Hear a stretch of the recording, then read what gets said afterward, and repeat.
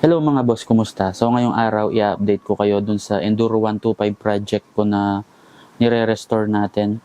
Napakatagal na ng last video nun. Meron pa rin mga parts na kulang. Yung RXT restoration ko din, hindi ko na rin siya na ituloy. Matagal na rin siyang natenga. Ayan, medyo tinamad na kasi ako dati. Ayan, nagpahinga ng sobrang tagal. Sumobra yata sa tagal. So, ayan. Ngayon papakita ko yung mga parts ni Enduro 125 na ipa-chrome ko at na ipa-plate. So, ayan, tignan natin. Ito yung mga parts natin. Ito yung handlebar. Matagal na rin tong na-chrome. Hindi ko alam yung condition. Hindi ko na alam kung maganda pa yung condition. Ayan guys. Ito yung original na stock handlebar niya. Pinaka-chrome natin kasi wala tong katulad. Kakaiba siya, no? Okay, eto na sila guys. Ayan. Etong Kickstarter. Ito brand new na original din. Kaso yung Enduro 125 kasi chrome yung Kickstarter, hindi siya itim na tulad ng 100. Tapos ito original din na brand new. Yung shifter, pinaka-chrome ko na rin siya. Ayan, yung Enduro 125 kasi, chrome yung mga ibang parts. Unlike sa DT100. Tapos may nakita rin akong brand new headlight. Ang problema lang, may tama na yung reflector. So, ang ginawa ko din, pinachrome ko yung reflector. Ayan. Tapos ito yung mga signal light natin. Ito yung rear. Ayan. Yung sa may headlight, ito hindi ko na pinachrome dahil makinis pa naman. Siyempre kasama yung heat guard, pati yung sa may cable holder ng shock. Basta lahat ng chrome parts, ayan, pinachrome, re-chrome ko. Kasama na tong sa may taillight. Ayan. Pinachrome ko pala to sa Rygo Chrome. Ayan. Medyo may kamahalan din. Basta itong kakaunting parts na to, nasa 13,000 pesos. Medyo disappointed lang ako kasi may mga parts na hindi ganun kakinisan. Ayan. Pati yung loob, hindi rin malinis yung ginawa. Ano? Ayan. Pero andyan na yan. Wala na tayong magagawa. Ayan. Hinasa lang nila, hindi nila masyadong nilinisan yung parts. Kahit mga sandblasting man lang ganun. Hindi, walang ganun. So, wala, ganun talaga. Tapos, ayan, replate ko na din yung mga ibang parts natin na gagamitin. Mga bolts, ayan. Mga spacer, bracket, ayan, yung seat bracket, bracket ng busina, basta lahat, pati yung takip ng steering lock, pati yung maliit niyang pin, ayan, lahat. Ayan. Ayan, ultimo yung loob ng mga signal light natin, yung lagayan ng bombilya. Ayan, ni-restore ko pa talaga doon ang gadod. Tapos guys, kinumpleto ko na rin yung mga bolts. Ayan. Spring, bolts, lahat, washer, pin. Ayan. So, lahat ng mga kailangan natin nandito na. Ayan, mga stainless na rin yan. Okay. Itong sa cambio natin, ayan. Kapag binili mo yan ng brand new, wala yung kasamang rubber. So, ito, nakabili ako ng Urig rubber. Lalagay natin yan dito. Itong sa may cambio, mukhang madali lang ipasok. Try natin.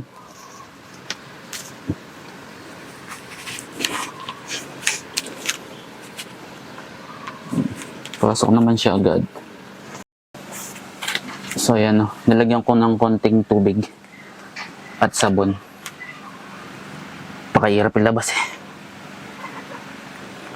Yun. Pasok na natin. Patuyuin lang natin. So, ito na yung orig shifter natin. Tapos itong sa may kickstart. Ayan, ikikil ko lang to ng mabilisan. Tanggalin lang natin yung sobrang chrome plating.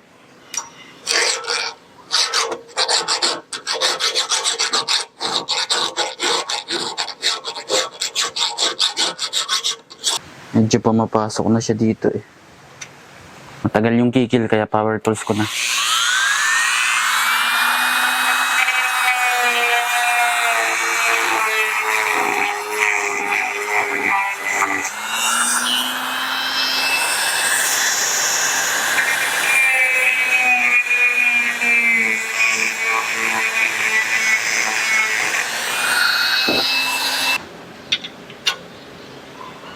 Yun.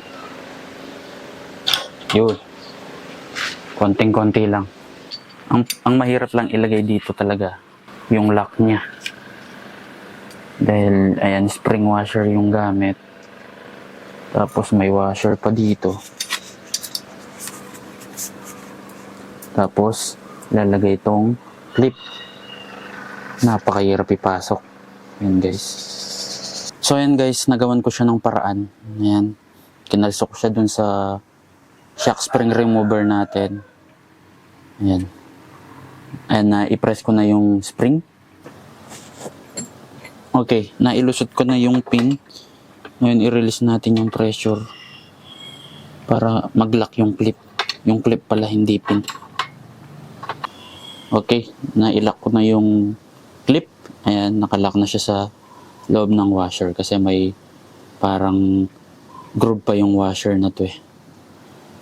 At wala rin gas-gas. Okay, so ngayon, balik ko na tong kanyang rubber. Lalagyan natin ng konting tubig at sabon lang to. Para di tayo mahirapan sa paglusot. So napakatigas nito guys. Try natin.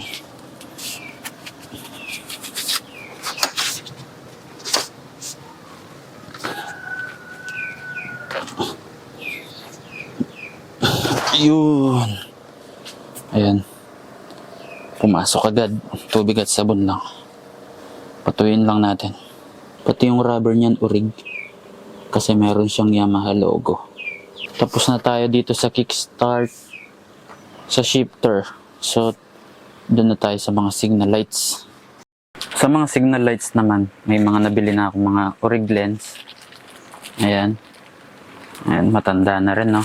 Bale, 5 piraso. May reserba akong 1 piraso. Pero marami kasi itong nabili ko na to, nasa 9 na piraso. Binenta ko yung 4. Tapos may nabili rin akong lens. Urig lens. Kaso lang old stock siya kaya puro gas-gas oh. So ibabab ko na lang to. Wala na rin siyang packaging. Nilagay ko na lang siya dito talaga. So bago natin to maumpisahan, kailangan muna natin gumawa ng rubber seal. Kasi yung original na signal light, meron siyang rubber seal dito. Ang problema lang, nung binaklas ko to, nadurog na yung rubber. So ayan, hindi ko na nailigtas. So kailangan ko munang gumawa ng rubber seal para waterproof yung mga signal lights natin. Kasama na rin yung sa may tail light. So mayroon din yung rubber seal na malaki dito. So ngayon, magpiprint muna tayo. Okay mga boss, nakapag-print na tayo ng mga seal. Ito yung sa mga signal light. Ito naman yung sa may tail light natin. So TPU material to. Ayan, 3D printed. Una tayo dito sa front signal light. Tapos andito na rin yung ibang mga parts. So lagay na muna natin itong lagayan ng bombilya natin. Meron na rin akong mga bolts para dyan. Stainless na rin to guys. So ilagay na muna pala natin yung wire. Meron na akong mga spring dito. Stainless na rin. Para dito. Ayan guys. Tapos naka-ready na rin yung mga wire natin. Bagong wire. Yung terminal old pa rin. Kasi wala akong mahanap na bagong ganito. Insulation. Lagay na muna natin yung ano pala, maliit na damper. Maliit na seal dito. Yun. Tapos, papasok lang natin yung wire dun sa bushing natin. Lagay na natin yung mga bombilya natin. Ito yung mga bombilya. So, madami na to. Same itsura ng stock. Ayan. Para mag-lock yung ano natin, terminal. Alright. Tapos, ibobolt lang natin to. Okay. Ito yung seal natin. Baligtad.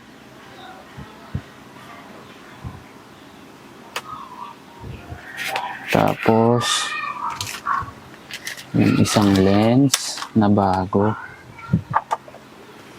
Ayan. Tapos guys, meron na rin akong bagong bolt para doon sa dalawa. Ayan guys. Ganda, parang bago na ulit.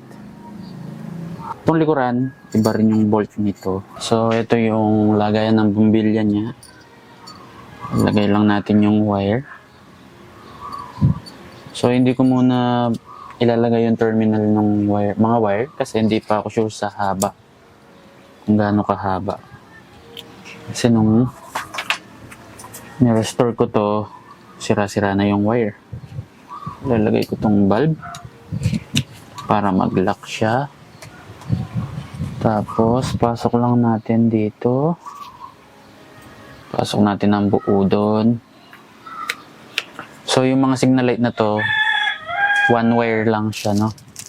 Kasi body ground lang siya. Yun ang original setup. So, iba rin yung size ng mga bolt nito. Alright. So, ayan. Lagay na natin yung seal niya din. Water seal. Tapos, syempre, yung lens. Bago din.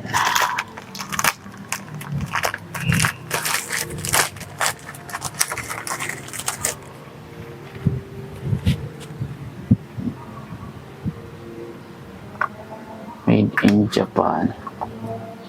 Stainless na screw na din. Grabe guys, signal light pa lang, panalo na. So, assemble ko lang yung dalawa pa. Okay guys, so nailagay ko na lahat ng mga lens natin, front and rear. Ngayon, ilagay na natin yung mga bracket. So, itong mga front, mayroon silang mga bolt, ayan, zinc plated na din. So, itong mga front signal light natin, ano sila, handlebar mount, kaya mayroon silang clamp. Medyo masikip lang siya, no? Hindi ko muna siya higpitan ng sobra. Okay. Tapos, ito yung bracket na pinakrom ko na din.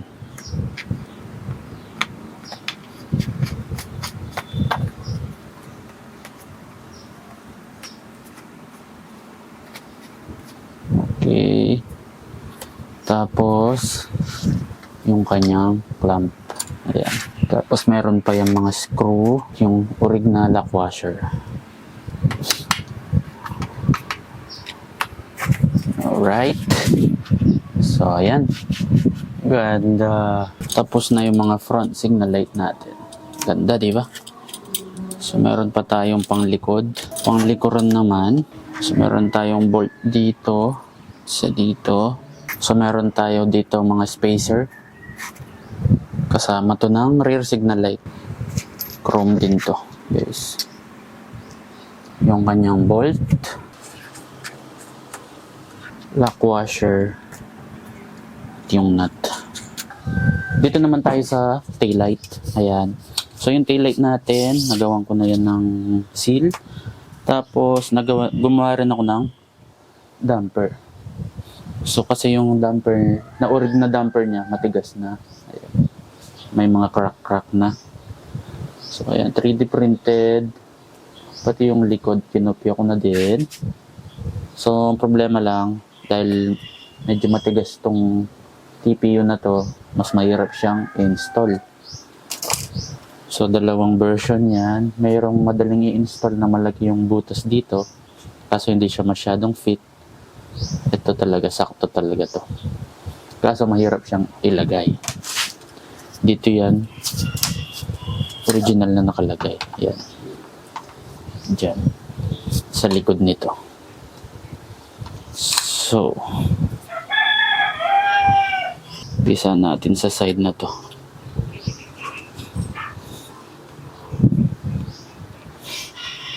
Okay. Pasok na. Screwdriver na maliit na. Kasi mahirap talaga siyang sungkitin. Konting-konti na lang. Yun. Konting push. Babalik natin sa posisyon. Alright. Bubugahan lang natin ng compressor para matuyo. Okay, so ngayon ilagay na natin yung wire. So meron na akong bagong spring, yung rubber. So ito yung wire. Ito pa rin yung orig na wire. Pasok lang natin muna yung spring. Tapos itong rubber seal. Pahirapan. Balik lang natin sa casing. Itong kondisyon ng casing natin, hindi na ganun kaganda. Kaya hindi ganun maganda yung pagkakakaroma. Mahirap tong hanapin sa Pilipinas. Yan ang totoo. Tapos may bulb tayo dyan. Ito, taillight Yamaha orig na pang Mio.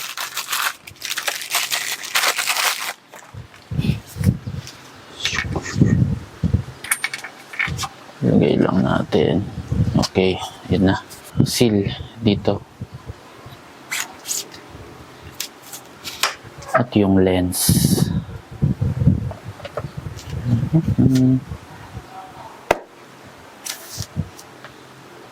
Alright. Tapos, andito rin yung mga orig bolt na pinasing plate natin. So, ayan, wala pa akong nabiling stainless nito. Pero okay pa naman to. Okay mga bossing, tapos na tong taillight natin. Ganda. Kahit may mga konting gasgas, okay na yan. Mahirap maganap na maginis. So, ayun mga boss, tetestingin muna natin kung umaandar yung mga gawa natin.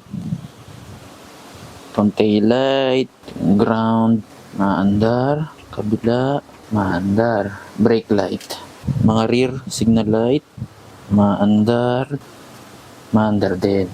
Itong mga front, maandar, kabila, ayan, maandar din. So, okay na to. Mga ilaw natin. Yung headlight, ayan, nailagay ko na yung rim. Kaso, wala pang bulb. Wala pa yung rubber cover ko dito. Pero meron na akong bombilya dyan. So, ayan, natapos na natin yung mga chrome parts natin at yung mga ilaw. So, ayan mga boss, hanggang dito na muna itong video na to.